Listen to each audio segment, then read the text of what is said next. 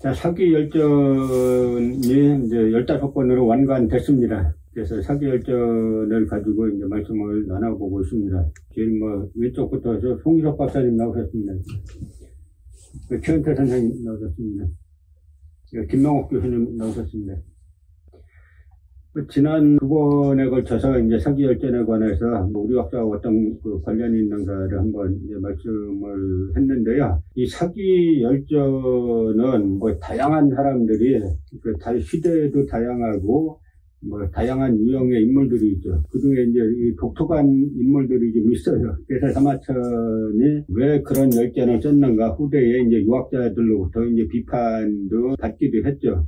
그런 것 중에 하나가 아마 사기 열전에만 있는 게 권 126인가요? 골계 열전이 아닐까 싶은데, 송희석 박사님이 골계 열전 번역하시면서 어떤 생각이 드셨어요? 먼저 골계가 무슨 뜻이죠? 예, 우선 골계라고 하는 것은 사마정이 찬술한 것을 보면은 술 담는 가죽 주머니예요. 골계라고 하는 것이. 또 가죽끈에 책을 끼워맨 듯한 그런 것인데, 술 담은 주머니, 가죽 주머니에서 기름이 쏟아져 나오듯이 한다는 그런 의미를 가지고 있고요. 그래서 이제 말을 할 때 매끄럽고 논리적으로 끼워 맞춰 쏟아내는 것을 말합니다. 또 위에서 사마정의 찬술한 말 위에서 뭐라고 또 얘기를 했느냐면, 논변에서 이기는 사람은 그런 것을 옳은 것처럼 말하고 옳은 것을 그런 것처럼 설명한다라고 했습니다. 따라서 그들의 익살스러운 말이나 행동이 청자를 웃기기도 하고 울게도 하고 또 때로는 감동을 주고 깨닫게 해준다는 의미를 가지고 있거든요.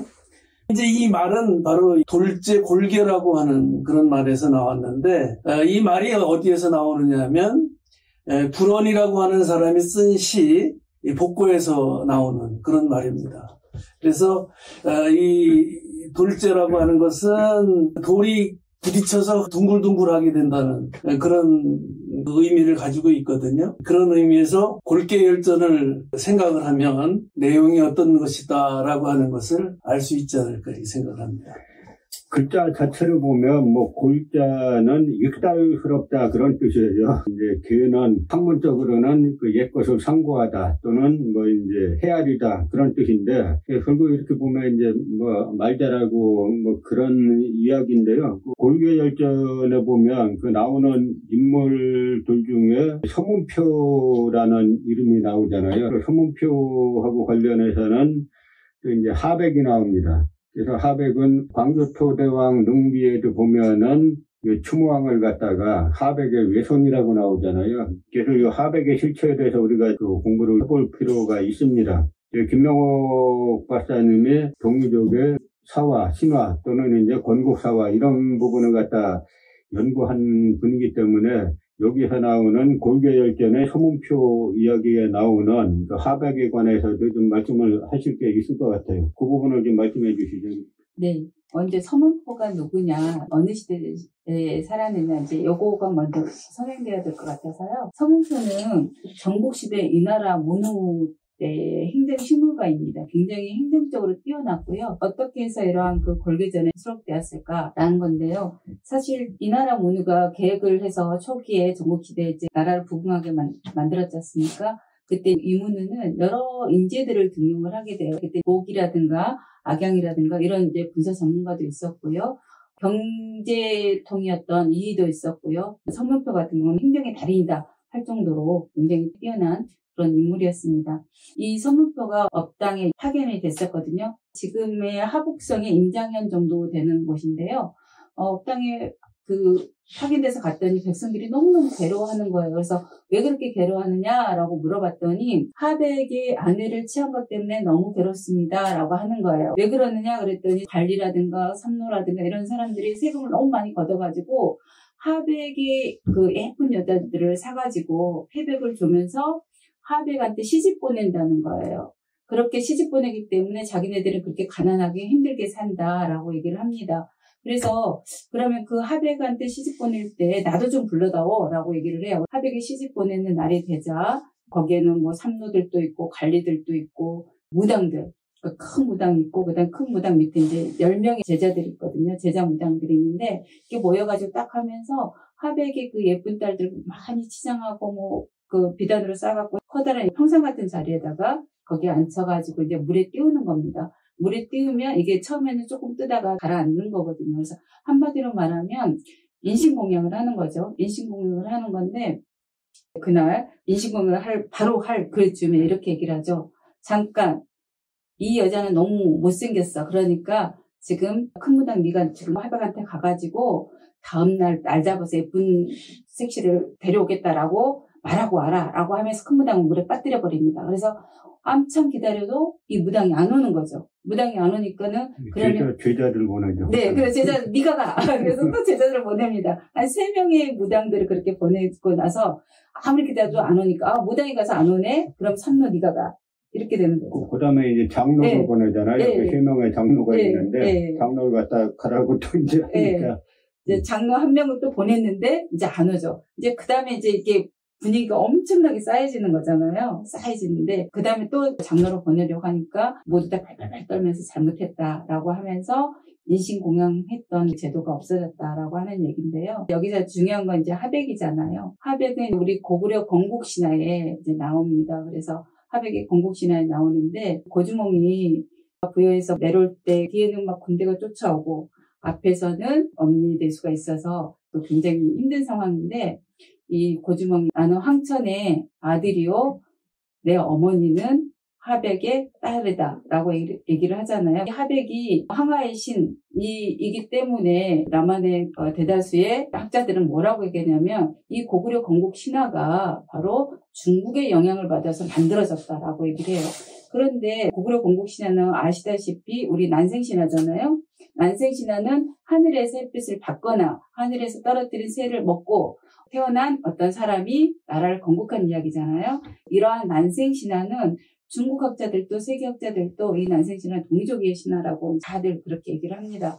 그런데 이 화백이 우리 동이족의 신화인데 그러면 화백이 어떻게 해서 항아의 신이 됐을까가 궁금하잖아요. 원래 동이족은 발에만 또 이제 동북 쪽에 이쪽 널리 퍼져 있었는데 동북 쪽에 있다가 나중에 서진으로 확장해서 나갈 때 서진으로 가고 그때 은나라가 건국되고 은나라 옆에 그 근처에 화백집도 같이 갔던 거죠. 화백이 같이 갔는데 화백에 제가 공부를 해보니까 화백은 어떤 물을 다스리는 어떤 그런 어떤 수장이라고 해야 되나 직함이라고 해야 되나요? 그런 군정들을 나타내고 있더라.